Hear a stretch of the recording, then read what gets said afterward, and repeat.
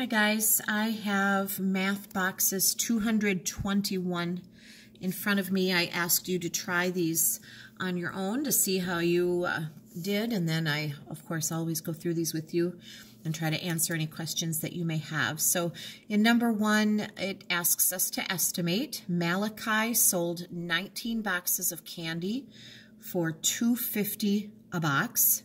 About how much money should he have? So remember, when they're asking us to estimate, we definitely want to be estimating, not exact answering. And I guess what I would say here is that I would probably change 19 to 20 because it ends in a 0. I would round it up to 20, and I would keep 250 as is, and then I would multiply these, right? So 2 times 25, I know, is 50. And if I add on the 2 zeros there, and then I want to get that decimal point in there, so I would go back 2 spaces right there. That would put me at $50. And now I'm going to stop for a minute and ask, does that make sense? If I have 250 20 times, would it make sense? You know, if I had 20 times 2, that'd be $40.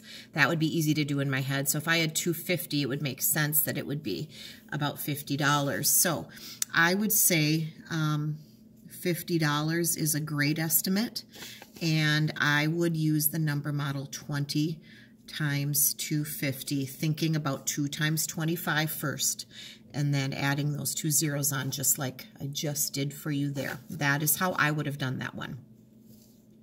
All right, going on to number 2, we want to do always what is in parentheses first. 9 times 9 I know is 81, and 43 plus 9 would be 52. Then I would go through and do 81 minus 52. It's always fine to use some scrap paper on the side or whatever if you need to. And I get 29. When I subtract those, I had to do a little trading or borrowing. For this one, 5,600 divided by 80. I know that 56 divided by 8 is 7. But that's not going to be the answer, Mrs. Adams, so hold on. Time out. 7. And so if 5,600 divided by 80, 56 divided by 8 is 7. But I have 2 zeros here, 1 there. Oh boy. If this was 70, would 70 times 80 give me 5,600? 7 times 8 is 56. Whoops, I'm going off the screen here. And the 2 zeros would give me 5,600. Sorry for my sloppiness. So sometimes thinking carefully about how many zeros you need there, but that would make sense. And then 70 divided by 2, that's half of 70. I know that half of 70 would be 35. 35 plus 35 would be 70. And so 35 would be the answer there. So that one might have been a little tricky for you to figure out. That's okay. Doing what is in parentheses first, 567 take away 439. Looks like we have a bigger bottom, better borrow, right? So we're going to make our trades. I get 128 for this part. And then if I take 963 and go back through and add 128, I get 1,091. So always remember, do what's in parentheses first to get that part, then go back and do the whole number sentence as it's written. All right, if you still had your fraction cards, it's asking you to get them out and do some comparing, 1/3 to 1/4. If you didn't have your fraction cards, you could possibly draw pictures. You could do some reducing. I can show you. I'm going to try to go through and do these without my fraction cards right now. And if I'm looking at 1 out of 3 versus 1 out of 4, I know that 1 out of 3 would be more. 1/3 is a bigger fraction than 1/4. if I divide the same thing into 3 parts versus 4 parts, a third is bigger than a fourth, and I know that. So I'm going to eat 1/3. 1/3 is greater than 1/4. Now, 1/3 compared to 4/12. So the question here is, if we doubled up 1/3, I would get 2/6. And if I doubled that again, 2 plus 2 is 4, 6 plus 6 is 12. Look at that. These are equivalent names to 1/3. And so 4/12 and 1/3 are actually equal to each other. Now, 1 out of 3 versus 7 out of 8. I can figure this one out, boom, without grabbing a fraction card set.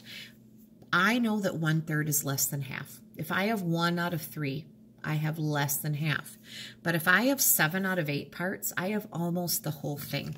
So I don't need to do any comparing like this even to tell you that this is more, because it's almost the whole thing.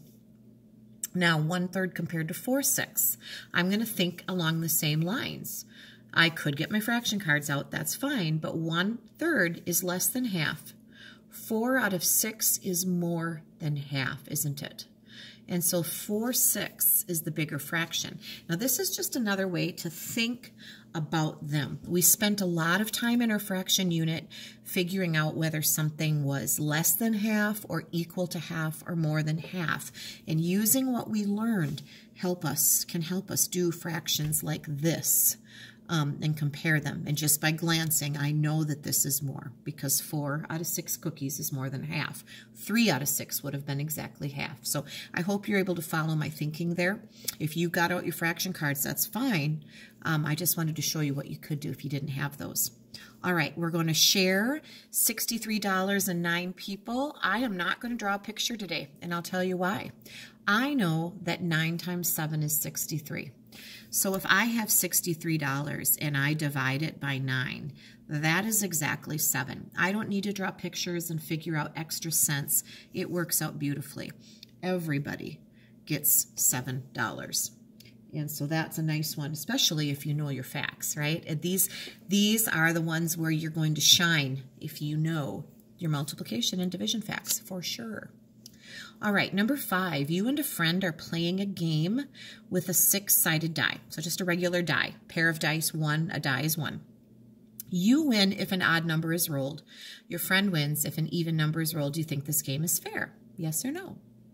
Well, if you're the person that has odd numbers, let's think about what the odd numbers on that die are. The die goes up to 6, right? 6 sides. So your odd ones would be 1, 3, and 5. Your even numbers would be 2, 4, and 6. Would it be a fair chance? You each have 3 different numbers that are possibilities for you, don't you? So would it be fair? Yes, it would be. The evens and the odds on a die are exactly the same. So measuring this line segment about how many inches long. It doesn't tell us to measure to the nearest ½ inch or quarter inch or anything. So let's just take a look and make a decision here. Okay. It is more than 2, less than 2.5. I'm going to go more exact here. And I see 2 1/4. So I'm just going to go for it. It is about 2 1/4 inches long. They didn't tell us to go to the nearest quarter inch, but we're pretty good at getting more exact now, so we might as well do it. Now, it is about how many centimeters long? Same one. All right, so here's 5, here's 6. It's over 5.5. It's not quite halfway between 5.5 and 6. So if I'm going to do that, I'm probably going to say 5.5, although it is very, very close to 5 3/4. So if you wanted to get more exact, you could do that. And I think either one of those is acceptable. Now, before we end this today, I'm just going to quickly let you look at these answers to check your work. These should be getting very easy for you. I have the answers written down. I didn't show the carrying there, and I am just doing the old-fashioned traditional multiplication. So I have 136, 480, 188, 765, 1,386, and 2,540. I hope these are easy for you. I hope they're going well. We just want to keep practicing those, even if it's just a few at a time, just to keep that coming back to your memory and getting more solid there for you. So, thanks.